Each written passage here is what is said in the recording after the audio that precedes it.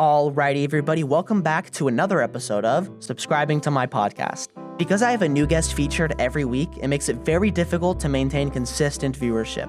So if there's one thing that you can do to support me or the guest featured on the show, it's by interacting with my channel in every way that you can. You can always decide to unsubscribe later if you decide that you hate me or my show.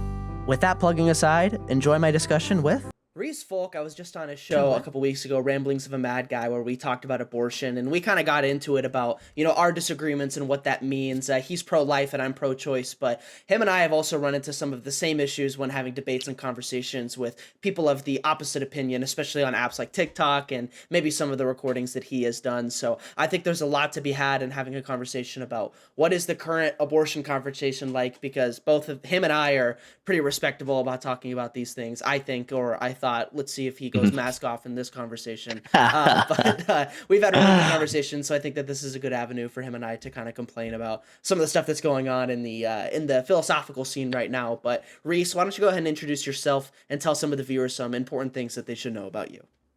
Yeah, first of all, I just want to say, abortion is murder. You're going to hell. No, although I said that as a joke, obviously, but it is my position that abortion is murder, but I'm a little more. I can at least talk to people and not get all worked up about it. But I'm Rhys Folke. I'm a comedian. I'm Orthodox. I'm a catechumen in the Eastern Orthodox faith. Lord willing, we'll be baptized on Easter, which would be amazing. But I don't represent any opinion of the church. I have no ability or desire to represent them theologically, but oftentimes I do get into apologetics. Sometimes that's on TikTok, like we talked about. Sometimes it's in a more respectful space, like with Elijah here on my show this week or anywhere else. What else? I mean, yeah, that's it. I've had my own channel, Ramblings of a Mad Guy, that kind of spans the whole gamut of, recently it's been a lot of theological discussions, abortion discussions, as well as some comedy and stuff you can find on there. So that's pretty much it. Yeah. Yeah, well, I wanted to get, I guess, a grasp and have some of this macro discussion about the current abortion conversation. So I guess let's start on something that you'll find maybe easier to talk to. Tell me a little bit about pro-choice and more specifically, I wonder from your perspective, what are some of the worst or unconvincing aspects of the pro-choice conversation? What do you find is just frustrating when you're talking to people about this? Yeah, well, I actually, I'm not trying to show another video that I made, but this always cracks me up. It's so I called it the Harry Potter spell that's taking over TikTok debates. And I get this one a lot with the abortion. It's reductio ad absurdum argument. I don't know if you've heard it. They cast reductio. Yeah. Reductio. They just cast that spell on you and they think that they've won the argument. So I guess if for the viewer, a reductio ad absurdum argument is when you take someone's worldview, their position on a certain thing, and you reduce it to its sort of logical outcomes. And if those outcomes contradict each other, then that means that their worldview contradicts. It's a way to show that a worldview is false or not shouldn't be held rationally. But what they think it is if you you take someone's view and then you make some insane claim from hypothetically their perspective, and it's absurd to them, they're like, that's absurd, then they've destroyed your worldview. So I got that all the time. I got a lady on a TikTok debate where she goes, okay, if an alien came to Earth and they were pregnant, would you eat the alien? I was like, what? She's like, well, your view entails that you would eat the alien if it came to Earth and it was pregnant. I was like, maybe? Is that a logical fallacy? I don't know. I don't even know where we're going here. So I guess this points to a bigger thing, and we can get into I know we're not in the meta conversation yet, so maybe that's a thing for later. But one thing I notice with the pro-choice sometimes is because the moral, the ethical paradigm that people approach being pro-choice from varies so widely, really, really widely, that you can kind of what am I trying to say here? You can come from any perspective, it can be a Christian perspective, although I have my disagreements with that. It can be atheist, it can be agnostic, it can have nothing to do with religion or really Like in your case, like ethical paradigms in general, it's just this pure like harm thing. And so it makes the arguments hard to respond to because there's this shotgun shell spread of starting points, of implications, of prerequisites to hold these views. And so it doesn't seem like there's a lot of continuity between different pro-choice positions. So you really have to take them one at a time, which is fine. But how do you feel like that's accurate? Yeah, no, I feel like you described it well. I think the ad absurdum is really good. Calling it Harry Potter spell is like particularly funny. There's a couple fallacies that I feel like people wield like Harry Potter spells, but the ad absurdum is definitely. And I think the frustrating part about that type of argument specifically, and this is probably alluding to what you're saying, is that it jumps over so much of the foundations of the conversation that you have no actual understanding of what they know about what they're talking about. And so I feel like what's worse about this is that it's telling pro-choice people that they don't need to understand what the conversation is actually about. They can just ask you how you feel about rape. Like, and then they've jumped over the whole, and it's like, well, the whole thing. Not necessarily. Like the how they view about rape is very consistent. Like it's consistent with what they believe, and it's obviously true that if you believed in pro-life, you'd probably say pro-life without exception. But because they're being trained to find this continuity that doesn't work together, they just don't understand the actual foundation of how the conversation is supposed to go. So the Harry Potter spell thing is very funny to me. Are there other, like, I feel like there are so many quippy fallacy things that are talked about in these things. Are there other things that you hear a lot that just kind of jump over the conversation from I think that the reductio is one. I mean, I can go ahead and say like what I so let's see, what's another fallacy that people throw out? That's actually the one I hear the most. And I think maybe because it's the most like heady or like fun. You come up with these crazy like scenarios, or people will ask you, so they'll say like, oh, you believe like human life is valuable. Okay, what about a partial molar pregnancy? Like, and so then they'll present you this like sci-fi situation where it's a human, but it never develops. It's like this lump of flesh, but somehow the woman gives birth to it, and then you have to take care of it. Is that a human, or can you throw it in the trash? Yada yada yada.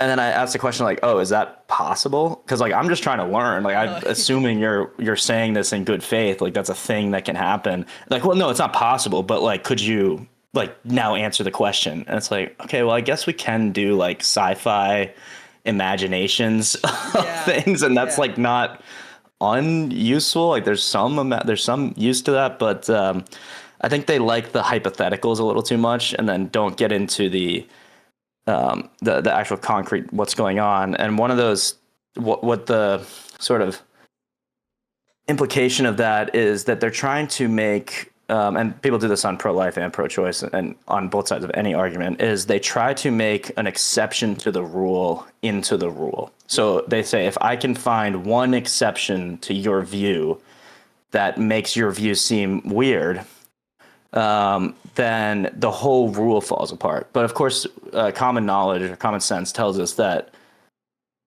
exceptions prove rules, because an exception means that there is a rule to have an exception to. So I find that a lot. People are trying to conflate the exception to the rule with the rule itself. In this case, it would be abortion, but people do this all over the board with all sorts of arguments that I see all the time. Yeah. Well, and so the thing about the exceptions too is that the purpose of bringing it up is that it doesn't illustrate the foundational principles of the argument. Like in most cases, it relies that you have agreed up until this point, and then this exception is obviously. But if you start the conversation with this kind of thing, I think like the biggest red flag for me when I'm talking to anybody is if they talk about running arguments. Like they'll use this term and they'll be like, okay, so I'm going to run this kind of argument on you. And I'm like, okay, we're just going to stop right there. Can we just, like if you have this pre-planned dialogue tree, this like unskippable cutscene that we're going to have to go through. It is an unskippable cutscene. I'm not interested. Like already red flags are blaring in my head. Totally. And like, I've had this a lot recently where people talk to me about what kind of system of harm I subscribe to. And Hmm. instantly I'm like, okay, we're either trying to be so efficient with this conversation that we're no longer having one, or like you are really trying to run me down this very specific, and that Yeah. there's super big red flags. I don't know. When I heard it, when I had listened to one of your debates going on, Hmm. this longer one, the one that I had commented on, it had Right, started right. with like, you can just tell when they're like angry, they're disappointedly asking Yeah. like, Yeah. okay, so what's your view on that? Like, you just already, you Yeah. know, like they're Like they not. already know my view. Like they don't even care what I say. They're like, Yeah, yeah, okay, tell me which like tree to start at. Like, okay, we're yeah. starting at conversation. Okay, what do I go left or right? And it's like, well, maybe I want you to go like up or something. Yeah, You they're know, so I don't know. begrudgingly like, okay, so in the cases of rape, you would be like this, and I'm like, You would be okay, like this, we're you'd no be like longer, that. yeah, Yeah, yeah, you're like no longer totally. like Dean Withers does this a lot, where Yeah. it's like, okay, are you a Trump supporter? What's your age? Yes. Why do you support Yes. Trump? It's just like, okay, man, Yeah. like, I I guess know. He's like disappointed in you for yeah, presenting for an talking to opinion. you about something. It's Yeah. very, very, Yeah. very frustrating. Yeah, I mean, I wonder how you feel about, because this is something that I've been struggling with a lot. It's something that I argue with pro-choice people, probably just as much as Hmm. I do pro-life people, is Hmm. the consent to sex and consent to pregnancy Yeah. paradigm. Oh I yeah. wonder, I imagine you find this especially unuseful for the pro-choice argument, Yeah. but how do you Yeah. feel about Yeah. this, like consent to sex, consent to pregnancy? Totally. Well, I mean, so that's the thing. It's like my pro life, or actually not even pro life, my abolitionist opinion stems from my entire ethical paradigm. So when people say, like, people go like, they'll present these arguments and they'll go like, so you're really saying that young men shouldn't be having sex willy nilly until they're married and stuff like that? And I go, yeah. And they go, Yeah, oh, come on. You don't really believe, like, they can't believe that I actually have a consistent paradigm that, like, accounts for yeah, more shaking than shaking just it. the one argument that I'm trying to make. So it's like, yes, I believe in chastity, right? I believe in waiting until marriage. And they go, well, have you ever had sex before? I'm like, well, yes, because I'm a wretched sinner, you know, so Mhm. before I Yeah, before yeah. I, you know, even had this paradigm, yes, I lived in your paradigm, and et cetera, whatever.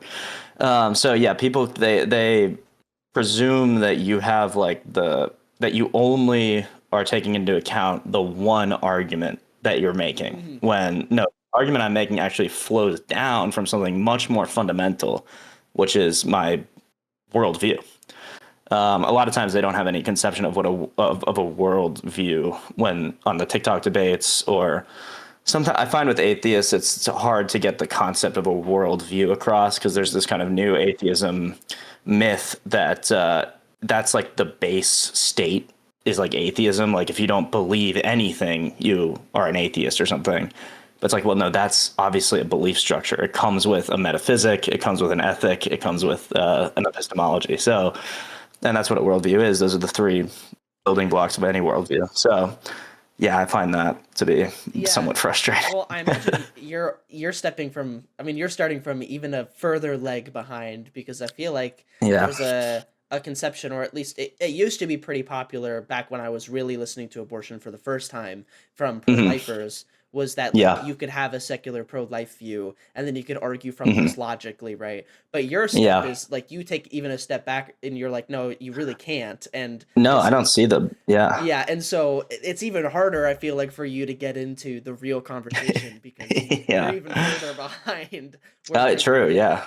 And so I Well, and imagine, then they literally say like, "Oh, well, we're not here to talk about God," and I'm like, "Oh, well, then you're not really here to talk about morality, I yeah, guess, you sure, know, sure. or whatever the Well, conversation. yeah, it Maybe puts they are, but you yeah, I know, would say it puts you in a pretty frustrating conversation. And I guess I understand this from the pro life or from the pro choice perspective, because what I have hmm found frustrating is that so many conversations move from abortion to like either an epistemological debate or a debate hmm about like theology, just debate about like yeah, metaphysics. And I yeah, find yeah, that yeah. kind of frustrating, because it feels like you can at least work with what's handed to you without hmm going there. And it feels Yeah, like it's a yeah. purposeful avoidance to do that. Sure, sure. Especially because they're not upfront about it. Like, Yeah, it yeah. feels like when I speak to them, like I remember talking to somebody, and they were talking to me about consciousness, and I was speaking about consciousness, and they were saying that it's this very nebulous term, and that Mm-hmm. cells are conscious. And Mm, I was like, do you truly believe that? Like, I was yeah, just, I was right. like, what do you think I mean when I say consciousness? And then he's just like, I have no clue what you mean. I was I like, have you no have clue. It's no clue. impossible. Yeah, what I mean. Impossible. Yeah, literally, dude. And so I like that kind of Yeah. stuff frustrates me, and I feel like I see pro-choice people do this a lot too. When Hmm. you'll say things like murder, and then they'll be like, Hmm. "What is murder?" And it's like, really, Hmm. you don't know what I That's a big mean by one. I think murder. that was in that video, or maybe it was Yeah, another one, but it was like they were like, "Well, what does it mean to murder?" I was like, "To take I think I started out just like I didn't think I was gonna get asked this. I was like to kill another person. Like, oh, really? To kill another person? Well, what does it mean to be a person? And they're like, well, I guess a person is like kind of like a yeah, human being. And they're like, oh, a human being is a person, huh? So God is God a person? We're like, well, yes, no, God is a person. What are we yeah, doing? yeah, Can we yeah, just talk with words? Like, you yeah, know what murder is. You know yeah, what a person yeah. is. You know what a human being No, is. I find And it's they try to yeah. catch you. I find it's Yeah. pretty frustrating. I think that this is maybe a TikTok thing because I have a lot of qualms with this from the pro life perspective, but I want to hear from Hmm. your perspective about this too. But I'll Yeah. explain the issue that I have. I think one of the things is that pro lifers specifically tend to argue around definitions of words, but Hmm. not about the Hmm. concept of the word that you're employing. And so I feel like a lot of the Interesting. times, once they get you to so it'd be like, yes, I believe that abortion is killing a human. And then if you Mhm. accept those definitions, there's a moral implication to that, even though they haven't Mm, established that. And so you would say like, right. I think it's killing, but I don't think it's wrong to kill. But because you said the Right. word killing, they're hope that because you agreed on the definition of the word killing, they're allowing the Yeah. moral implications of that to do the arguing without actually justifying it. And I feel like Yeah. they're focusing on the definitions instead of the concepts. So like words conscious, Yep. it's like you understand Hmm. the concept of consciousness. Like, we Yeah. all Yeah. know you Yeah. do this. You know what I mean Yeah. when I say Yeah. this. Or like Yeah. Yeah. other things like that, but it sounds like you run into this issue with pro-choicers too, that Yeah. they use these they argue over the definitions of things instead of just utilizing the concepts or understanding what you're Yeah. trying to convey. Yeah. I think I could see that on both sides. Definitely. I would say, even though I haven't run up against a lot of pro-lifers yet, I would say I probably fundamentally disagree with a lot of them, and that's probably where we would run into things is definitions and stuff Hmm. like that. But I've seen it on both sides of every debate, especially the more like debate broy, like what is it called? Like ortho bro or not ortho bro because they're not orthodox, but like Phil bro. That's Phil, the word yeah. they. Oh, there you Well, go. one time I was in a thing, I'd never heard the word Phil bro before, and I was just talking, and then someone was like, "Does anyone understand what this guy's saying?" And then another guy chimed in and was like, "He's just Phil broing, dude. Ignore him." And I was like, "I'm doing what?" What am I doing? But anyway, that's beside the point. Yeah, so I think the definitions, people, I think they feel like if they can equivocate and like just kind of muddy the waters on getting some really specific definition out, then they can like trap you in this corner. And I don't think the point of debate necessarily is to trap anyone, but to pursue truth through like a dialogue. Yeah. But you're not really having a dialogue if you're trying to trap me like a ferret in the Canadian winter. Like, it's not like it's not really what we're doing. Yeah. I'm Yeah. trying to get to the bottom of something. I'm trying to figure out, okay, why do you see life this way? Why do I see life this way? Hopefully they're interested in why I see it this way. But oftentimes they're more interested in the definitions and getting you to concede something which you even conceptually, even if you concede it in words, like either by accident or because there's a misunderstanding of the words, conceptually, I haven't conceded anything because I don't even understand what you're saying. Like, Yeah, yeah, yeah. What a base point. Yeah, see, that's the Yeah. problem. Is that like the conceding? The thing is you can just tell. There are a lot of ways to tell the honesty of a conversation, like almost instantly. Hmm. But like, I should start doing this where I'm gonna purposely mess up a word at the beginning Yeah, and yeah, just see yeah, if they yeah. run away To with see it. if they, yeah, Yeah, see what yeah, they do. yeah. Because like Watch their eyes, yeah, like their yeah, fangs they're grow. ready to pounce when you accidentally said murder instead of killing, and they're like, "Oh, Right, so you right. think Oh, it's they do that. unjustified?" And it's like, Oh, "What?" It's like they do obviously that all the time. You're saying all killing is wrong. Oh, so when Noah flood kill bad, Yeah, God bad, God equals yeah, bad, and you're like, no, dude, I said kill instead of murder. I'm sorry. yeah, Forgive me for I yeah, have sinned. Like yeah. I Right. don't know You what to just instantly say. clock in the dishonesty Totally, in this stuff. totally. What if you found, and you probably, I mean, maybe I know the answer to this, but what have you Mhm. found is from like an abolitionist perspective, or maybe even from a pro-life perspective, what have you found is Yeah. like the least useful things to be doing in conversations? I think that is pretty unhelpful. Equivocating, I'd say getting overly emotional. And I understand it's an emotional topic, although it's actually not an emotional topic if you're pro-choice. And I'd like to hear your thought on that. Like, Oh, sure. almost fundamentally, like it's not really, unless I could see where they have if you believe the like thing that the child is some kind of parasite onto the woman or the fetus, if you want to put it that way, is like a parasite, and like it's like ruining your life to have a baby or something like that. I guess you could get kind of emotional from that, but Louis C.K. had a great joke because he's like, he was, you know, I guess you could call him liberal, although, you know, whatever. Yeah, sure. This was a long time. This was 10 years ago, whatever, Yeah. maybe more, 15 years ago, where he's like, I don't agree with pro-life. Like, I'm pro-choice. I think women should have the choice to have an abortion and all this stuff. But I get it from their perspective. I get it. They think you're killing all the babies. Yeah. Yeah. So it's like that is a fundamentally emotional thing. So I can kind of understand when pro-life gets emotional, but in terms of debate, not really. Like a debate is not. That's kind of a fallacy to be like. I mean, that is a fallacy. I'm morally outraged, therefore your conclusion is wrong. Hmm. That is an actual fallacy. I don't know what it's called, but so yeah, I'd say getting overly emotional and people crash out. They go like, well, you're just a satanic murderer. And it's like, well, maybe they are, maybe they're not, but that's not why you're here to talk to them. Uh-huh. That's not what you're here to try to show if you're in a debate situation. Yeah. And it's probably never their intention. Like, I It's don't not know. really their Yeah. intention. They Yeah. just think Yeah. it's It's really funny. not. I've not met many, I don't think I've met any really, even on TikTok, people that I've met Satanists on TikTok, but in the abortion debate realm, nobody wants to be the bad guy, or no one wants to be the one doing something evil or wrong. Me, them, nobody. So I think understanding that, having a little empathy for their position, like what they actually believing that they actually believe it, and that they're not, some soldier sent from hell to like Hmm. battle you or God or anything like Yeah. that. I'd say that's the one thing, over emotionalizing. I can tell you what the pro life side that I get frustrated with is um, conceding too much. So a lot of the pro life won't. The abolitionists are a very small percentage of pro life people, if you even want to put them in the same category.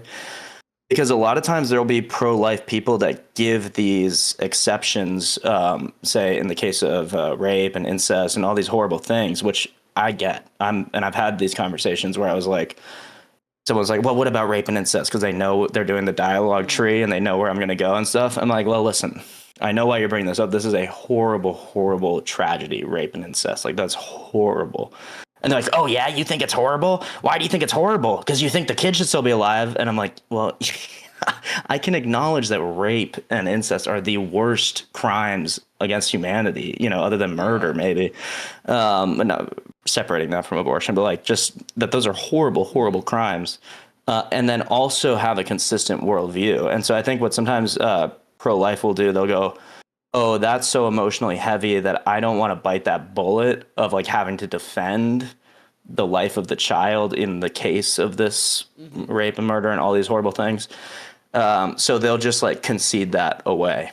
And that's not only do I just like disagree with that, it's kind of more than that. It's like they're actually breaking down the whole point of their argument. Yeah. If you're defending a life, but an innocent life, but you're willing to just toss that defense out the window if it gets a little uncomfortable, then you've destroyed your whole paradigm, like your whole ethical paradigm. Yeah.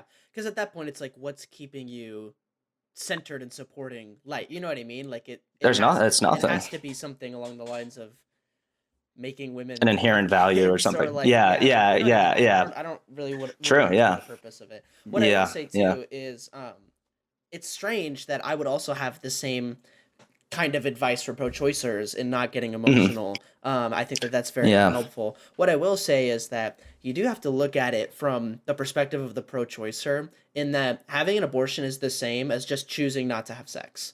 Like from Hmm. their Hmm. perspective, they're preventing Yeah. a person from existing has no moral, like there's nothing Yeah. morally Right. wrong with that. It's the same as Yeah. just choosing not to have sex. And so imagine that, Yeah. you don't have like a value on sex that should stop you from doing it, right? Like Hmm. you think it's Hmm. fine, which is a very common view, I think, that Yeah. it's fine. Yeah. You don't need to have this moral thing. It's just a fun thing that people can do. And then the Totally. externalities are just the same as choosing not to have sex of an abortion. And then you have Hmm. somebody like you make this choice, and then there's an externality that has no negatives to it. And then Yeah. somebody's like, actually, you can't do that because I think it's worth something. That would be Yeah. very frustrating, I think, for Yeah. some I people. get I why can they're see the frustrated. emotional, Yeah. and to me, that's honestly why I would defend, or why I understand why pro-choice is such an emotional issue. Hmm. Like I Hmm. very rarely see pro-life people getting very like emotional about the issue, which I feel Yeah. like maybe says something about like how they truly feel about the issue. But Hmm. pro-choice people, I honestly, it's the other way around. I very rarely see pro-choice people not getting emotional about the issue because of Interesting. the Yeah. implications of that view, because they disagree so vehemently. But I don't see a lot of pro-life people getting emotional. I don't know. I'm not sure That's why that interesting. is. Like the most famous pro-life advocate I'd say is Lila Rose, and while she's very like I don't know if you've run into her or Yes, I not, but know. she Yeah. yeah she's very precise, and she uses science and theology and all the rest. I think she's a smart lady, and I think that's an example of someone who doesn't let the emotions like overwhelm her, but then when it's time to make that emotional appeal to the audience, then it comes out. Yeah. I'd say the ultimate example of the pro-lifers being overly emotional without like some kind of foundational logic is when they are outside the abortion clinic with the giant signs like "You're all Yeah. going to hell" and like yelling and throwing things at ladies that are going in there. I think there's a more compassionate way to go about that. That doesn't involve this kind of judgment, because we're also called, like, if you're taking the whole paradigm into account, you're also called not to judge others, and that includes like for murder or Yeah. whatever you Yeah. perceive to be murder and things like that, because there's only one judge, and we're not him. So yeah, I would say pro-lifers should be careful not to judge too much. I've noticed one thing, which is and that this comes down to your view or whatever. When I'm talking to pro-choice that are especially on TikTok, that are really, really, really emotional, like you said, because I think you're right. I'll walk back the point that they don't get emotional Yeah. about it. Sure. The one thing I've noticed as the argument plays out is that they've had an abortion, and that's not a moment for me to go, oh, judgments. Well, Yeah. you are the evil one. But what it made me realize as I was having these conversations is like, oh, if I'm right, then that's something, and they get convinced of that, then that's makes them into something they don't want to be, Yeah. which is having done an evil act or something like that, like a murder or something. So there is actually a great emotional attachment to not conceding that point. Because if you concede that point, that makes me a bad person. That's not Yeah. what I'm trying to say. That's not what I'm trying to do. Again, I can't judge them truly.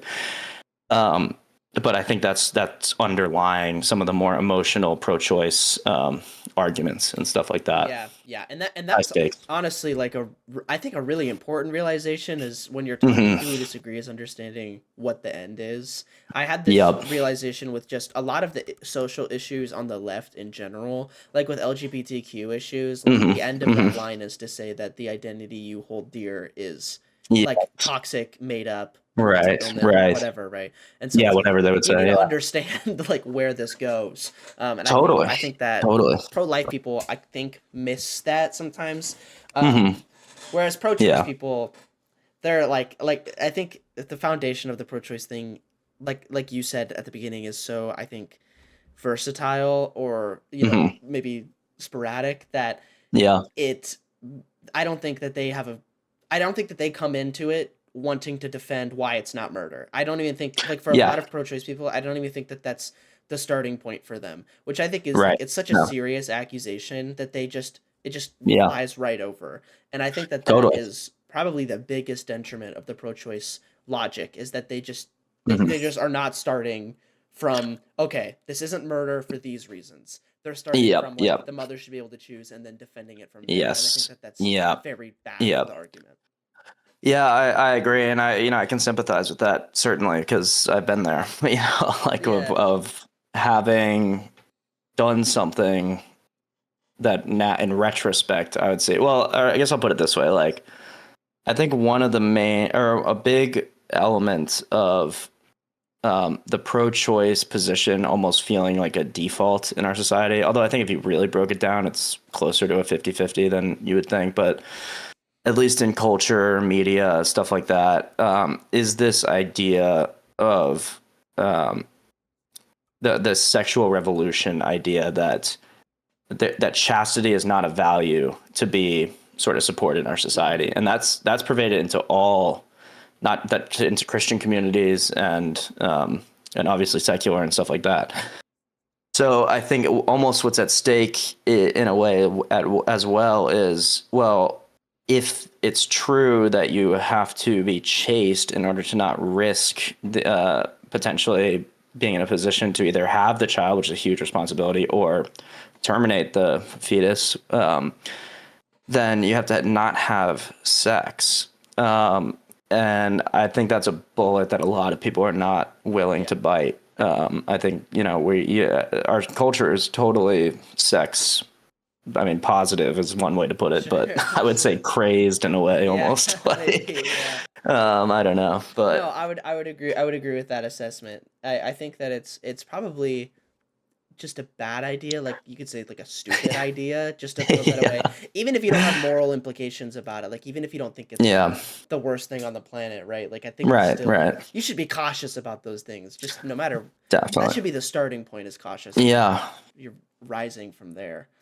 it's a Um, big responsibility, yeah, no matter what happens. and I think that what happens is you start from these like intuitive places, like everybody agrees Hmm. that we shouldn't be restricting the rights of people beyond what Right. is reasonable, right? Or and Yeah, yeah, yeah. everybody believes, that like you should be allowed to do what you want to do. And so it's like Hmm. to start the conversation thinking that it's an infringement on your rights just for the sake of Hmm. you hate women, and then Yeah, yeah, yeah. assuming that and then defending it against that, I think is like just a losing position. And it's Yeah, kind well, of and the then same thing this. with pro-life too.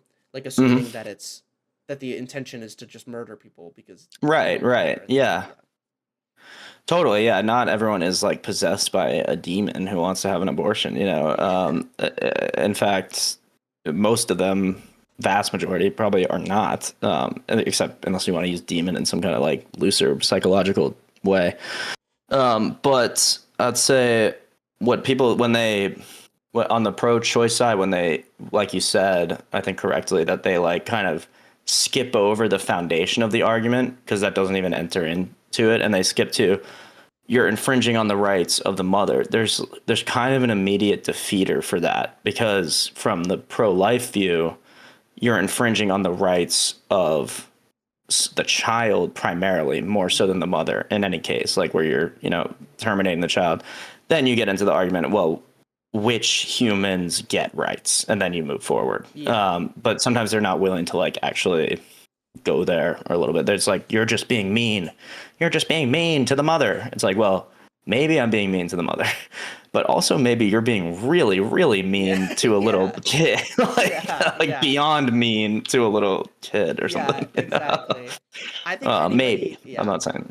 I think anybody that's shocked by this in the conversation, like that already Mhm. just tells you so much about their Yeah. preparation. Like if anybody's Yeah. like, Yeah. "Wait, what do you mean the rights of the feet?" You're like, "Okay, are we for real?" Like, Yeah. We like kind of you're not even there. foundational. I think another Yeah. frustrating thing, and maybe this should have been dunked on before we started this conversation, Hmm. is the two men talking about a women's issue. That's Mm. incredibly Yeah. frustrating. Hmm. From the pro-life Interesting. perspective, I imagine you get even Oh more yeah. hate. Yeah. I All feel the like so time. much of the All the hate time. is because you're a dude What advocating do for you know female about rights. what do you know about a woman? You don't. Yeah, You have no yeah, right to talk about women. It's like, well, okay, but I think I have a right to talk about people in general, or we can just keep it to men. Like from my view, 50% of the abortions are men, so that's who it's affecting. Yeah, sure. Yeah. If you want to go that way, I wasn't going to go that way. I'm not going to say men can't talk about women and women can't talk about men, but if you want to keep it in that realm, sure. Yeah, Like, exactly. Right. Well, and that was a clarification that she made that I thought was very on point, which is like, what about the women who are being killed in an abortion, right? yeah, So exactly. Yeah, exactly. Yeah. Yeah. I don't know. Yeah, that's a Lila Rose taught me that one. That's a pretty common response to that kind of complaint.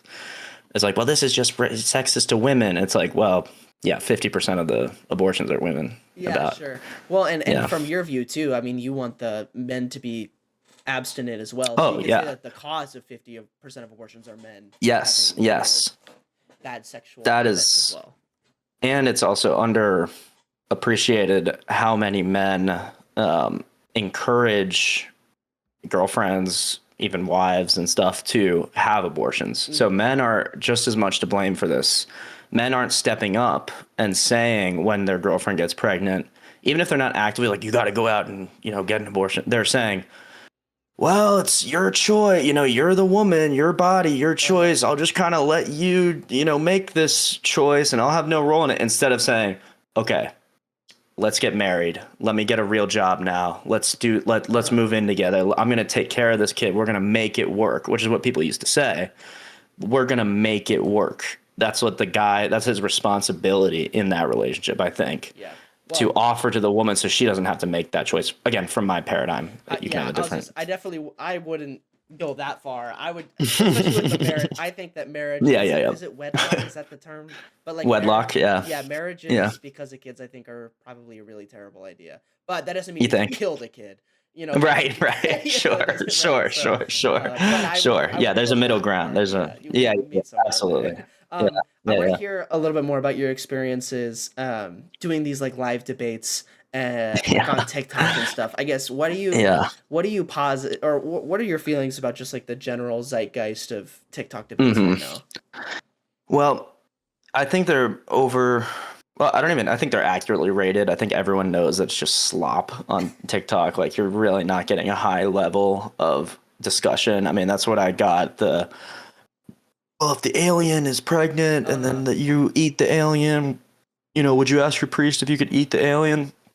It's a lot of that type of stuff. It's casting the Harry Potter spells. It's the fake fallacies. It's like that pervades the whole space. I'd say I've had a couple interesting conversations but like fighting through this tide of comments, and like I don't read the comments when I'm debating because that would just be way too distracting. But like, it's a panel, right? And so there's 6 to 8 or 4 to 8 people on the panel, and for the most part you're talking one-on-one and the other people are muted. But then it's like, if they hear something that they can latch onto, they unmute and just start talking. And it's like, well, wait, hold on. Now I'm having 2 different conversations at once. All right, I'll respond to this new guy. And then the other person's like, okay, well, that is a problem for the conversation we were having. I was like, no, that's a different conversation. Like, okay, let's go back to that. And then you're like jumping back and forth. And so especially when you're the challenger on the TikTok debate, you're extremely disadvantaged. You're really prone to dogpiling. Which makes it actually look like you're losing, even if you're not. Not that I care about winning or losing the debate, but it makes the actual genuine valid points that you're making seem wrong, because we have this like this kind of social programming in our head that to like appeal to the masses, like to fit into society. You don't want to get kicked out of the cave, so you kind of, even if you don't totally agree, you kind of like go along with what the herd believes. And it's really obvious on TikTok what the herd believes. So because they're just jumping in and saying all this stuff. So when it's like a 4-on-1 debate is almost impossible to win, even if you have all the right points. It just looks like you're getting wrecked, that you're getting kicked out of the cave, essentially. Even though if you scroll down one and go to the next TikTok, you could be one of the 6 versus the one pro-choice guy, and then you get to do that. It's so it makes me question whether there's any real debates really happening on TikTok at all. Yeah, I think you've illuminated pretty much every single like important issue. I think that the other thing too is the social hierarchy thing that happens there is Hmm. really frustrating. Like That's crazy. like That's the weird. and the, I'm trying to be very careful about this because I'm not trying to demean the type of people who want to interact with this kind of social. Like Hmm. I am blessed to be the type of person. Like maybe it's my age, maybe it's my Yeah. upbringing or my.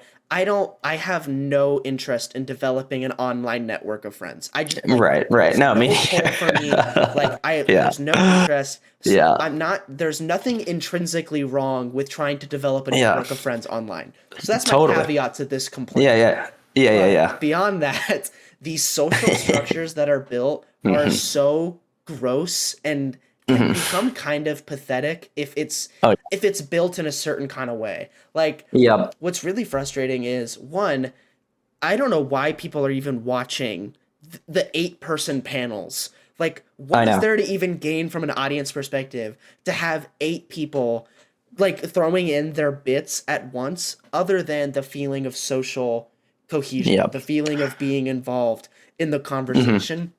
And you can tell that this isn't about conversation when you leave and the conversation Mm. is continuing to talk about you after. Yes. And it is the Yes. Yes. most I've noticed like meat that. righty like conversation. Everyone is waiting for Oh, their turn totally. to bounce on the person who Oh, just like totally. debated. Like they're just riding that thing and waiting for their turn. It's so bad. Like it's so Oh, it's frustrating. horrible. And the worst part is that because of the in-group out-group dynamic, complaining Hmm. about this sounds like the biggest cope on the planet Earth. Yes, Like it it just sounds does. like you got owned. There's no way to complain about this Yeah. issue without Yeah. it sounding like you just got destroyed and everybody knows it. And so it's just a lose-lose because there's an It army of is. people who are waiting to be like, you go, girl. Like after you You get go, done girl. like fighting somebody, you just Yeah. lose. And I can't stand it. Like Well, it's and that's very what it frustrating. is. That's totally what it is. You're exactly right. It's so frustrating. I'll tell you a quick like one time I logged off of that I don't think I got kicked, but I said something along the lines of like, all right, well, I think I've made all my points and you guys have made your points and we can just let the audience or any potential audience decide and like thank you for having me on. I really appreciate you guys for keeping me on this long. It was like an hour long conversation. And in the middle of the sentence they had kicked me. Yeah. I was like, oh. And then I could still hear what they were talking about. And then the lady that kicked me was like, finally, I thought we were never gonna get rid of that guy. And then I was like, what? I mean, you kept me on for an hour or whatever. And so then there was one dude, and we were probably having the best conversation, me and the dude, because he was like Catholic, but he wasn't really Catholic, and like all this stuff. So we kind of having like a slightly theological conversation, which is a little lower temperature than the straight abortion Mhm. talk. I was like, well, you should, if you're Catholic, you should either follow the church or just not be a Catholic because that's contradictory. Whatever, it doesn't matter. We're having a decent conversation. So then he kind of like steps up to defend me after I get kicked, and he's like, well, I mean, yeah, I mean, I didn't agree with him, but at least he was being respectful, and like listening. And then he gets cut off, not kicked, but he gets cut off. And he goes, no, he was just an asshole by the like matriarch of the the panel, and he goes, oh yeah, no, I mean, he was an asshole. And I'm like, dude, can Yeah. you freaking can you have one opinion that isn't defined by the matriarch of like Sabrina talks TikTok, like whatever, Yes. Yes, like dude. See, it's right. That's the thing. The abortion, the a lot of the debates I go into, I'd say this is not to say anything at all in general about liberalism or feminism or femininity. But on TikTok, on uh, on liberal debate pages, it's matriarchal. It's a complete matriarchy. So it's like six women and then one kind of dude talking and chatting, and that's totally fine. But it becomes this kind of like high school like lunch table thing of like, who's the matriarch, who's the one that kind of defines the opinions that we're going to speak about other people behind their backs mhm. and stuff like that. And that's what I've noticed. Maybe that's sexist or something, but that's just something that I picked up going into all of the, I mean, it's a lot of women. It's Yeah. mostly women. Yeah. It's mostly women. I guess I can imagine where that comes from, but you know, yeah, what I can say too is that the hierarchy there, it's so obvious what the criteria is for it as Mhm. well that creates this hierarchy. And here's what I'll say Yeah. too. Here's just a little bit of glaze before it sounds like cope, right? But the Yeah. the thing is that debating is hard and it's a Hmm. skill, and I'm talking about like Yeah. blood sports debate that has no intention of communicating. So I'm not Right. even Right. trying to make like a moral claim that like Yeah. Yeah. Yeah. communicating for earnest conversation is better. Like no, I'm Right. not soying Yeah. it Yeah. right now. Like I get the Yeah. appeal. I watch debates. Like I watch Oh, hard me too. debates Yeah. and I'm like, this is Yeah. so interesting. I love watching this. Hmm. You know, so Hmm. there's not like I'm trying not to make a moral implication for types of Totally. conversations. However, Totally. in these circles, the hierarchy is based on your ability to debate. And Hmm. I just Hmm. find like if you find yourself in a position where you're constantly like, yeah, get him, dude. Get him. Yeah. Like Yeah. you Get him. yeah, you should step back and be like, okay, what the hell am I doing right now? Like What am I doing? yeah, like Yeah. where do I exist? Because if my Yeah. purpose is to put up the person above me who I feel like Hmm. is more rhetorically like based in this conversation, Yeah. you should question what this social pyramid is. Like Yeah. Yeah. Yeah. go hang out Yeah. with other people and like I just hope that there is a social structure for them that Hmm. exists outside of this hierarchy that they can Yeah. exist competently in. Because Totally. if this is all of their social class and practice is in these online hierarchies, I feel It's really horrible. bad for Yeah. those groups of people. Um, It is. I mean, I feel bad for them as well. And like, half the time I'll be debating or like talking to someone, and then they're like, "Okay, hold on." Okay, they're like making a point. They go, "Okay, hold on. Sorry, I'm like in my garage," and they like turn off their car, and then they're like, "Okay, so anyway, like, human life is yada yada yada, this and that," and then they're like, "Oh, so hold on. Sorry, I'm unlocking my door," and they're like going into their house, and I'm like, "Okay, anyway, so where was I? It was like, uh, Tony, can you put the beans away? Like, so they're like living their life. They're like doing other stuff, but dude, like yeah. plugged into the TikTok. Like this woman was going grocery shopping and like driving around and like talking and then like trying to have this debate about abortion, and it's like, do you even care? Are you Yeah, just doing this to yeah. talk? Like, like what? I I had can't imagine TikTok debating while I'm driving around getting groceries. That would make no sense to me. yeah, and again, Like, and again, I'm gonna restate the lack of moral implications for these things. But yeah, yeah. I had a guy who was a pro-choice guy. What was strange, and this is, I guess, where I see the dynamic.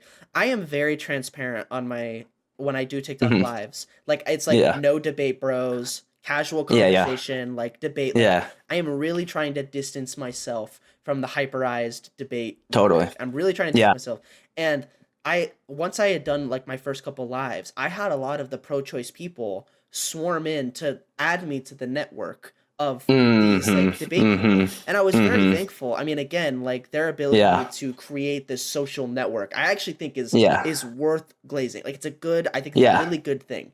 However, Yeah. this guy is like teaching me about these terms and he's at work. Like he's like working in a hospital and he's like hidden away in a break room, be like, okay, That's so when they talk about harm crazy. principles, they're talking about these three things. And so this is this kind of harm Oh principle. And I'm my. like, okay, whoa. Like I was Dude, do like, you have a patient to get to or something? yeah, I'm like, and what I had said to another person because she had said she's like, you're going to get owned in a debate if you don't Hmm. have these terms down. And I was like, Yeah. hopefully I'm not in conversations where getting owned is a concern. Is a thing. Yeah. And Yeah. so Absolutely. and that's the I'm really trying to make this delineation because I want these people involved. And I Yeah. think that there's a lot of value for me to learn from them. And I think Yeah. there's a lot of value from them to learn from me. So I want to be involved Definitely. in this social things, but I just can't get into this hierarchy thing. And No. No.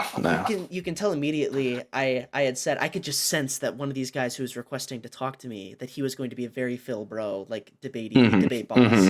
And I Definitely. just Yeah. sense it. And so before he came on, I was like, I just want to direct your attention again to the fact that this is not like a debate stream, that we're not going to get super Yeah. weighty, you know. I was like, as long as Yeah. you're speaking to be understood and you're seeking to Yeah. understand me, you're good. And then Yeah. Yeah. the first thing he said is like, you got a lot of caveats there about debate, bro. Are you like scared? Or you? I was like, okay, so you're like one of them, right?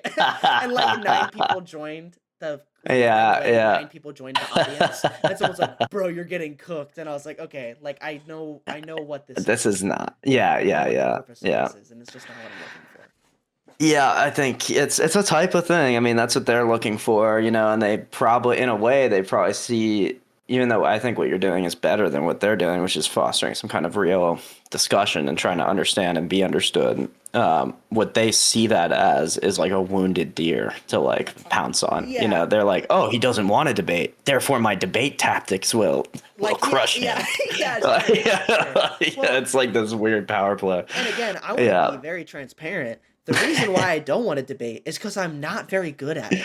Like, Right, I yeah, me lack neither. the skill. I lack the time to Yeah. develop the skill. I lack the Same. interest. I'm not very Yeah. good at it. I can speak Yeah. relatively fast, and if we're having an Yeah. earnest conversation, I can be very Yeah. combative. Like, it's Yeah, not like yeah. I can't converse, but the skill Yeah. of debating is something that I lack, and I envy those who Yeah. have it. I especially envy those who can do it and choose not to.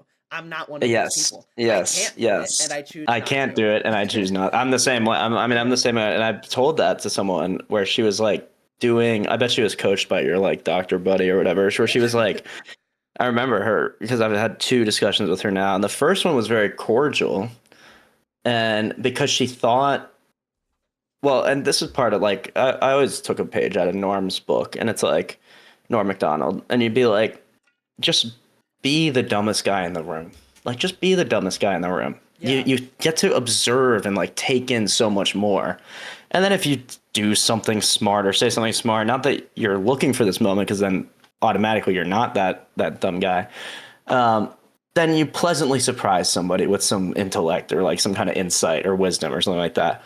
But you don't have to be seeking that. You shouldn't be seeking that. Otherwise, you actually will come off as dumber. Anyway, so I'm just kind of like I'm just Socratically asking all these questions. And truly, I don't know the answer to any of them because she's talking about, I wish I even remembered what the words were. They're deep philosophy words like epistemology and all these things. I mean, I know what epistemology is, but it was like subcategories of that and like all sorts of stuff. I was like, wait, so what's that one? Oh, and that one, and that one, and that one. Okay, good. And I'm just learning, and we're having like a good conversation. And then suddenly we get into an area where I know what my shit is in this specific area. And I show the contradiction between naive empiricism and the very claim of naive empiricism. So whatever, that doesn't matter. But it's just like, I basically point out a contradiction in her logic. And so like, if you read any philosopher or know anything about philosophy, the naive empiricism is something that's been ruled out like in the 70s, like, and it's not controversial. Like, you don't have to be a theist to rule out this specific type of, worldview. And so I just like bring it to her. We get to the conclusion of the argument and she's like, I just feel like you haven't been understanding this free philosophy lesson I've been giving you. And I'm like, it's so condescending. It's so condescending. And then everyone going like, yeah, Courtney cooked you. And she's like, well, I'm just, oh no, what is it? So she said, well, I have plenty of debates with people about abortion and it never comes to theology. Because it's kind of a theological question, which is more my specialty. So she goes, I have plenty of debates with people and it never comes to theology. And then I said, well, then I think you probably just won those debates. Because you're good at this. Like she's like, well, yeah, I do win a lot of debates and I'm winning this one. And I was like, well, and I asked her, I was like, what makes you think that you're winning this debate? She says, well, you didn't know about blah, blah, blah, blah, blah. You never read and you'd never done this and that. And I was like, does that make you win a debate if you you haven't heard of the like terms that you're throwing at me for the first time? Apparently it does in some of those circles. Courtney. I remember, if anyone runs into Courtney, tell her I say hi. Yeah, I like to flirt with them a little bit too. I like to do you're lovely, Courtney. This has been lovely. Let's get some coffee sometime. Anyway, and then you go, oh, what? You can kind of feel them like blush a little bit. That's good, bro. They're probably like, fuck this guy, dude. Fuck this guy. Fuck this guy. Well, one lady was like really aggro. I remember she was like Nigerian or something. She was super aggro, and she didn't have any points, but I would be debating with someone else, and then she would chime in and be like, I feel like the reason you are that you are against us is because you are from the devil. You are evil. And I was like, well, I think you're just beautiful. What's your name, sweetheart? Like, where are you? And she's like, oh. I pulled the trigger, bro. She's like, "Oh, you bad, you Yeah. bad," and we started to like have this kind of repartee, like this kind of rapport. I'm completely kidding. I have no intention of like hitting on or like finding these women or whatever it is, Maybe but that's the secret it's just funny weapon. to throw them off. It's like a secret weapon. You just like toss in some like real life bomb, a little bit, Yeah. like a little bit of Riz or whatever, Dude, it's and funny. it totally. You can do that with dudes too. There's one Yeah. of the clips that blew up from me was me doing a change my mind event, and this guy. Yeah. One of the points that I was trying to make was that we had agreed, not agreed, but we had gotten pretty far in the conversation, and so I was trying to show him that choosing not to have sex would be the same harm as having an abortion. And then I was like, why aren't you having kids right now? And he's like, because I can't find anybody to have kids with this. I was like, you're a good looking dude. Like, Yeah. not struggle. And you could literally see him get flustered. He was just like, Yeah. Like, And then it's like, hopefully it unlocks this, like, oh yeah, I should be in the real world. Yeah, I should let's be just at wake a up for a second. bar. Let's go to play pool or something. Like, not everything is in this realm. Like, that's I'd say that back to like the question of what is the fundamental flaw in people on both sides of basically any debate, but in the abortion debate and stuff. It becomes all consuming to them. It becomes, they see the world through the lens of this one specific like issue. Yeah. And that's when you get these people that are like grocery shopping and just like casually having a debate about abortion. It's like, focus on your chicken, please. Yeah, like go to your kids, dude. Like, go to your kid. Go to your kids. Yeah. You know, I think also, and I'm just gonna put a big cope sign above our heads here because what we're saying is indistinguishable from cope. Like so much of like complaints about the debatosphere and stuff like this is it's from an audience perspective. There's no way for us to meaningfully communicate these ideas without it being the exact same conversation as I'm coping because I suck at this and I can't debate and these people are better than me and all of these things. Like from an audience perspective, if you're not bought into me as like a person and if you're not bought into like you as like somebody who's earnestly trying to do these things, you could just be manipulating an audience to perceive you as always being in the right, as perceiving you as always being like above them because you're able to have these conversations. You know, it's impossible, I feel like, from an audience perspective to understand this. So hopefully if you've gotten this far into this conversation, like as an audience member, you're able to just like think for a moment and be like, okay, maybe I can chill out on the TikTok debate. Yes. Yeah, exactly. Maybe we can like just live in the real world for a moment, you know? And maybe coping's not that bad. Like, I don't know. I get accused of it all the time, like, constantly. That's another like Harry Potter spell. They throw copious or whatever. Like, they just cast copious on me. And, I go like, okay, and like, what does it mean that I'm coping right now? Sure, you know, and there's no answer. It's like, it's just, I don't have the energy to refute this or something, or I don't know how. Yeah. And then they cast copious on you. And I guess that makes you wrong. But I think there's something about like, I can't remember. I think I heard not my priest, but like an online priest say something along the lines of like, I would rather be naive about certain things and then in the end times or whatever be shown that I was wrong, but I believed this sweet thing. Like, for instance, like Santa Claus. Like, I'd almost rather just believe, and by the way, I've come back around because Saint Nick is obviously a real person. So I'm like, well, so Saint Nick is a real person, Saint Nicholas, and kids do get presents every year in his name. So he kind of does exist in a way. Like Santa Claus does exist. Yeah, exactly. It's a Peterson move. But like, I'd almost rather be naive and like happier, so long as the naivete isn't like something completely destructive or like, you know, wrong or evil or something like that. I'd almost rather be naive and be shown to be wrong about certain things as like an act of humility than think that I know everything or that I have to know every single thing to be factually accurate. Because you can't. I mean, that's actually its own form of naivete, but it's like a prideful naivete rather than a humble one. And that's honestly probably the most powerful thing. Like you can, I think that as a move, just to say like, I don't know how to combat this, not because you're not Hmm. explaining it well, just because Yep. I haven't thought about this, or Yeah. like there's an Yep. intuition that you have that I don't Hmm. have, but I understand Yeah. why you have it, but I just don't. Yeah. Like being Yeah. able to Yeah. admit these things, I think it makes you look like such a beta, but I think that it like Yeah. I think I think in the long run it makes it allows this stuff to just like roll off when you're done. Definitely. You don't have to Definitely. stay there. Exactly. Right. You don't carry it around on your shoulders. It's more, it sounds, it's in the moment, it's like a beta move, but it's an omega move. Yeah. Like it's an Yeah, end yeah, it's a game. It's like a sigma. long, Yeah, yeah. yeah. It's You're more like a outside of the sigma. system. Yeah. Yeah, you don't need the Yeah. benefits from it. But yeah, I guess we're about an hour now. I want to wrap this up, but Nice. I want to give you the Nice. opportunity to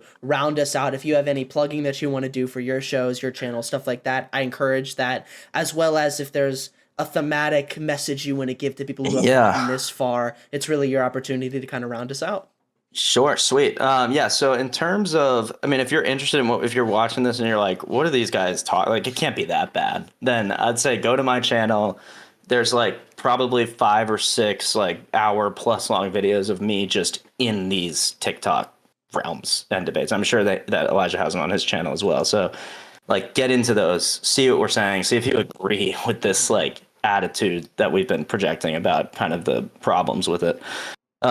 Check those out. My channel's Ramblings of a Mad Guy. I think in terms of an overarching message, I would say figure out your belief structure, your worldview in the most fundamental way first, and then build your worldview out from that. Don't start with, I believe in this one political topic and this one philosophical topic. How do I mash them together? Figure out what the core of your whole belief is, and then your other views will come out in a way that's natural, that is like a flowering of your personality and what you actually want to express to the world.